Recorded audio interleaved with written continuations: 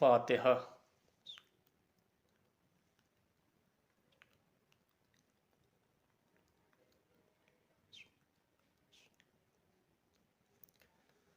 اعوذ باللہ من الشیطان الرجیم، بسم اللہ الرحمن الرحیم۔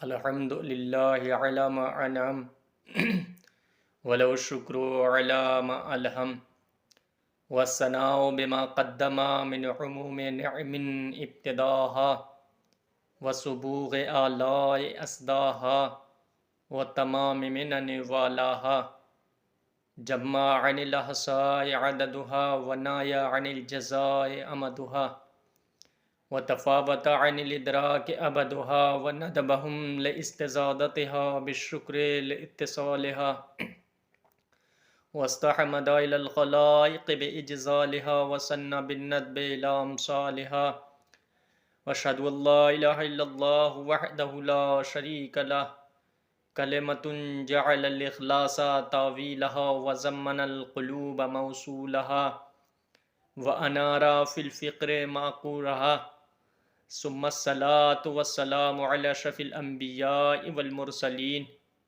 وخاتم النبیین سیدنا و مولانا و مقتدانا بالقاسم محمد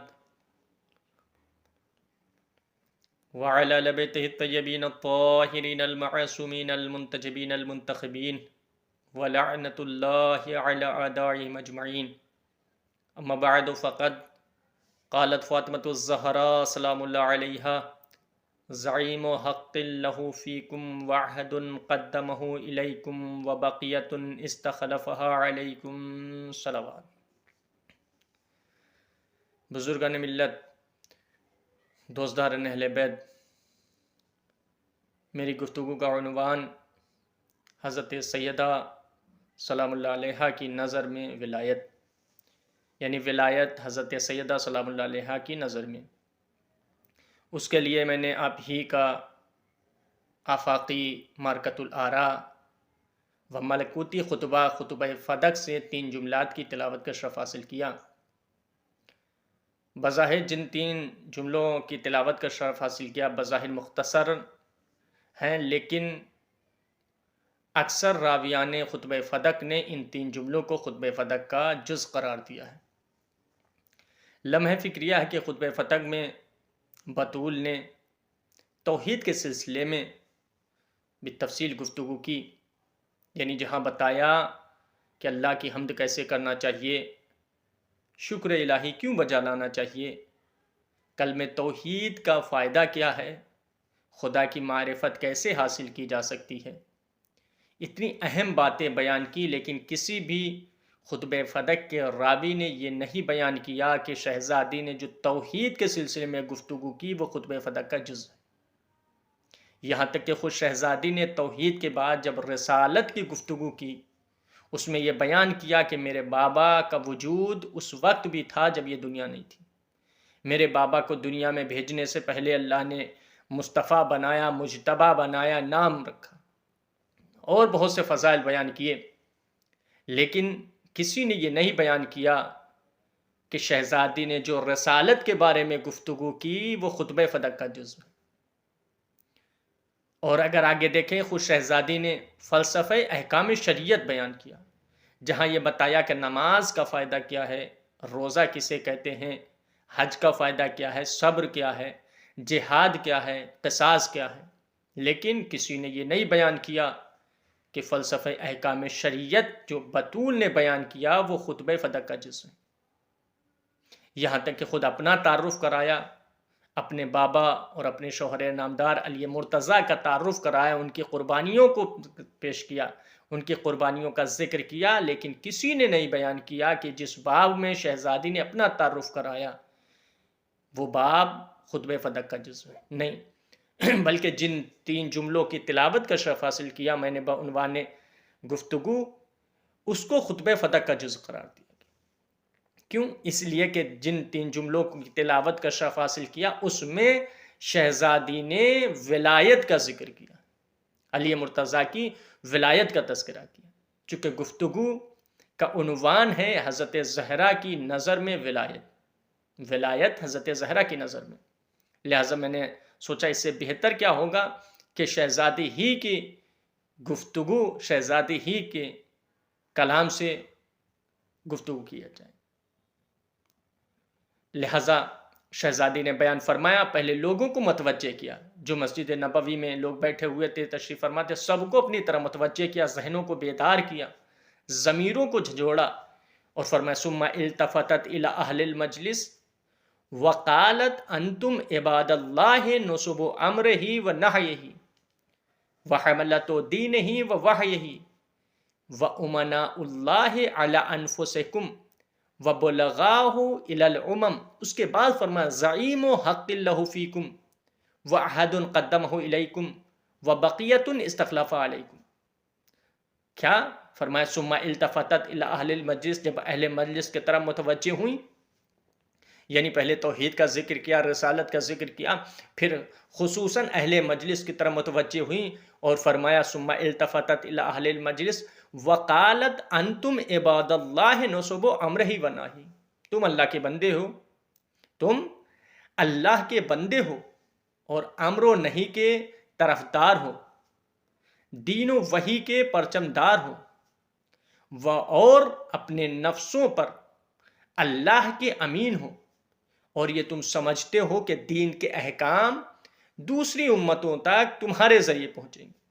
یہ شہزادی نے وہاں بیٹھے ہوئے لوگوں کی تعریف نہیں کی، مدح سرائی نہیں کی، بلکہ انہیں بیدار کیا کہ تم یہ سوچ رہے ہو کہ امین اللہ تم ہو، تم یہ تصور کر رہے ہو کہ دین و وحی کے پرچمدار تم ہو، تم یہ سوچتے ہو کہ امر و نہی کے علمبردار تم ہو، تم یہ سوچتے ہو کہ احکام شریعت تمہارے ذریعے لوگوں تک پہنچے گا۔ نہیں، زعیم و حق اللہ فیکم، یہ کیسے ہو سکتا ہے جبکہ دین کا ذمہ دار، دین کا ولی علی تمہارے درمیان میں موجود ہے۔ یقیناً دین کا ذمہ دار، دین کا ولی، دین کا سرپرست، دین کا رہبر علی تمہارے درمیان میں موجود ہے، جو امین اللہ بھی ہے، لسان اللہ بھی ہے، جو حجت اللہ بھی ہے، بقیت اللہ بھی ہے۔ صلوات بھیجے محمد و آل محمد۔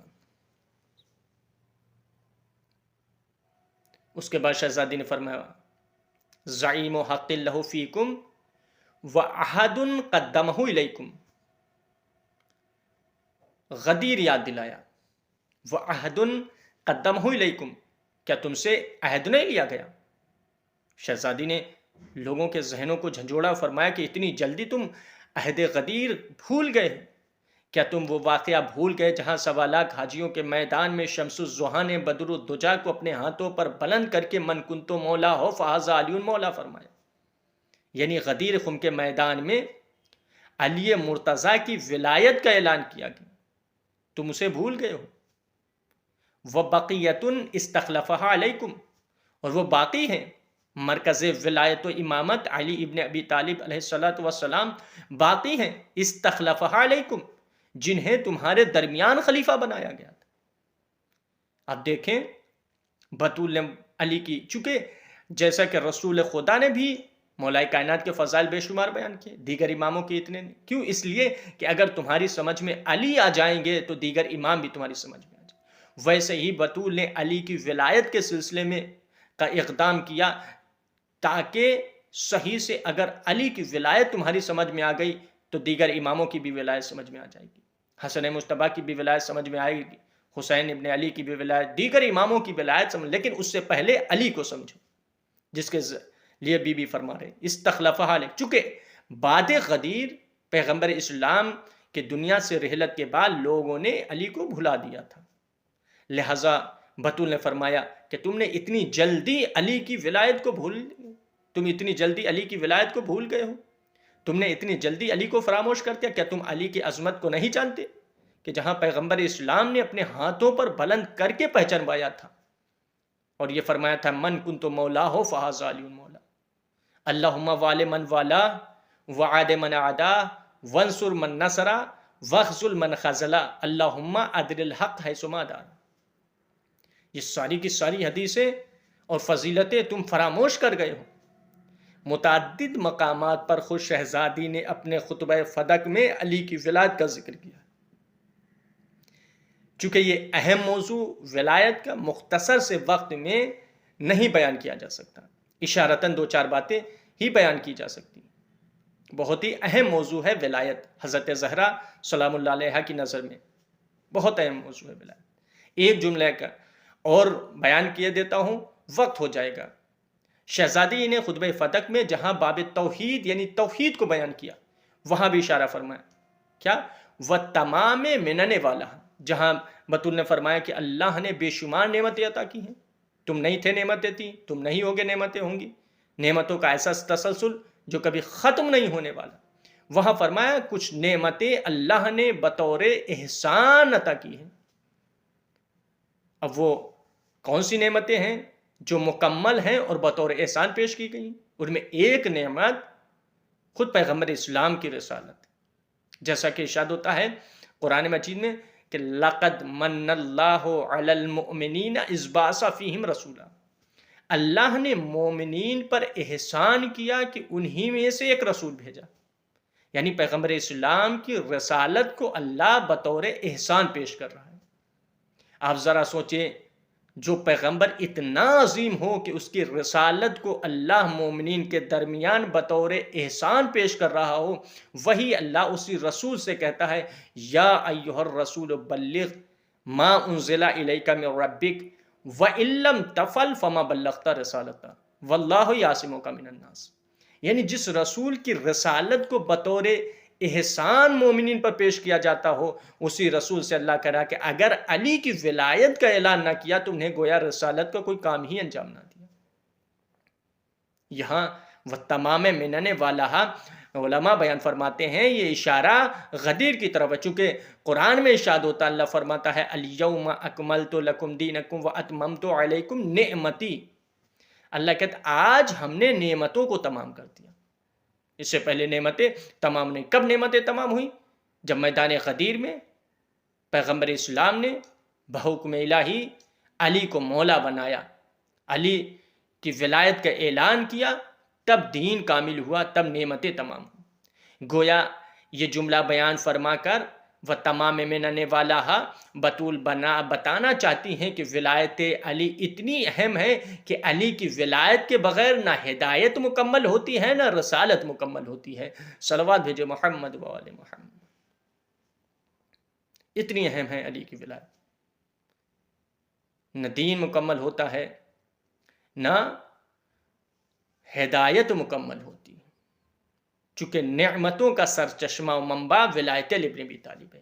یعنی اگر علی کی ولایت کو ہٹا لیا جائے تو کلمہ توحید بھی نامکمل ہے، کلمہ رسالت بھی نامکمل ہے، دین بھی نامکمل ہے. اسی ولایت کے سلسلے سے بطول نے بہت ہی اہم اقدام کیا تھا. حد تو یہ کہ میں تفصیل نہیں بیان کر سکتا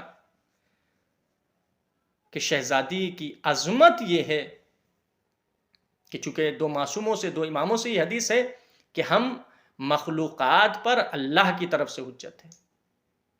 ہم مخلوقات پر اللہ کی طرف سے حجت ہیں اور ہم پر ہماری جدہ فاطمہ اللہ کی طرف سے حجت ہے. آپ ملاحظہ فرمائیں کہ جو کائنات کے لیے حجت ہو اسے امام کہتے ہیں، جو امام کے لیے حجت ہو اسے بطول کہتے ہیں. تو جو خود امام کے لیے حجت ہو، اگر وہ بطول اس امام کی ولایت پیش کرتی ہوئی نظر آئے تو پھر اس امام کی ولایت کتنی عظیم ہوگی. مدینے میں جا کر بطول نے لوگوں سے کہا کیا تم علی کی ولایت کو بھول گئے ہو؟ علی کو بھول گئے ہو؟ کیا غدیر بھول گئے ہو؟ اللہ اکبر. سوچنے کا مقام ہے کہ جس زہرا کے در پر ملائکہ آ کر سلام کرتے ہوں، جس زہرا کے در پر ملائکہ سلام کے بعد شہزادی کے شہزادوں کا جھولا جھلاتے ہوں، جس کے در کی عظمت یہ ہو کہ پیغمبر نماز کے بعد در سیدہ پر آ کر سلام کرتے ہوں، وہ سیدہ ولایت کے سلسلے سے مدینے میں جاتی ہیں، لوگوں سے کہتی ہیں کہ تم ولایت کو بھول گئے ہو، ولایت علی کو بھول گئے ہو. ہاں عزیزو، یہی بطول کہ جس کے فضائل پیغمبر اسلام نے بے شمار بیان کیے، وہی بطول مدینے میں تنہا رہ جاتی ہیں بعد پیغمبر. اور پھر مصائب کا آغاز، جب دربار میں خطبہ فدق بیان کر کے واپس آئیں تو گھر میں علی انتظار کر رہے تھے۔ جیسے ہی شہزادی کی نظر علی مرتضیٰ پر پڑی تو بطول بلک بلک کر رونے لگی، تڑپ تڑپ کر رونے لگی۔ خود علی زار و قطار گریا کرنے لگے اور علی نے فرمایا بطول غصب کیا گیا اسی لیے تم گریا کر رہی ہو۔ کہاں علی، میں صرف اس لیے گریا نہیں کر رہی بلکہ علی آج سیدہ کو دربار میں جھٹلایا گیا، اور علی میں جب گفتگو کر رہی تھی تو لوگ مجھ سے سخت لہجے میں گفتگو کر رہے تھے، بلند آواز میں گفتگو کر رہے تھے۔ ہاں عزیزو، مصائب یہیں تمام نہیں ہوئے تھے، بلکہ مصائب کا ایک طوفان تھا کہ وہ لوگ جنہوں نے حق زہرا غصب کیا تھا وہی لوگ آگ و لکڑیاں لے کر در زہرا پر آ گئے اور فرماتے ہیں اور کہتے ہیں کہ اے فاطمہ، علی کو گھر سے باہر نکالو ورنہ ہم آگ لگا دیں گے۔ شہزادی نے فرمایا کیا تم اسی گھر کو آگ لگاؤ گے جس گھر میں حسنین جیسے رسول کے نواسے ہوں؟ لیکن ظالمین نہ مانے، آگ و لکڑیاں لے کر آئے، دروازے پر آگ لگا دی گئی۔ بس یہیں تک مصائب تمام نہیں ہوتے ہیں عزیزو، ادھر آگ کا لگانا تھا، جلتا ہوا دروازہ زہرا کے پہلو پر آ گرا جس کی وجہ سے محسن کی شہادت ہوئی۔ ادھر محسن کی شہادت ہوئی، زہرا تڑپ گئی، آواز دی فضا زہرا کی مدد کرو، میرا بیٹا محسن شہید ہو گیا۔ ہاں عزیزو، روایت میں ملتا ہے ادھر ظالمین گھر میں داخل ہوئے، گھر میں داخل ہونا تھا کہ علی مرتضیٰ کو گرفتار کیا گیا۔ ہاں عزادارو، وہ زہرا کے جن کا پہلو شکستہ ہو گیا تھا، وہ زہرا کے محسن کی شہادت ہو گئی، لیکن بطول نے جیسے ہی دیکھا کہ لوگوں نے علی کو گرفتار کیا ہے، گلے میں رسن ہے، اب زہرا اپنا غم بھول گئی، محسن کی شہادت کو بھول گئی، شکستہ پہلو کا درد بھول گئی۔ ایک مرتبہ فاطمہ نے دامن علی کو پکڑ لیا۔ ہاں یہ کیسے ہو سکتا ہے کہ فاطمہ کے ہوتے ہوئے کوئی علی کو لے جائے؟ خلو ابوالحسن، ابوالحسن کو چھوڑ دو، ظالمین نہ مانے۔ روایت میں ملتا ہے کہ ملعون نے ایسی ضرب ماری کہ ادھر سیدہ کا ہاتھ چھوٹا۔ ایک مرتبہ بی بی نے زخمی پہلو والی بی بی نے زخمی ہاتھوں کو آسمان کی طرف بلند کیا، پروردگارا علی کو تیرے حوالے کر رہی ہوں، انا للہ و انا الیہ راجعون، رضم بقضائہ و تسلیما لامرہ، ربنا تقبل منا انک انت السمیع العلیم۔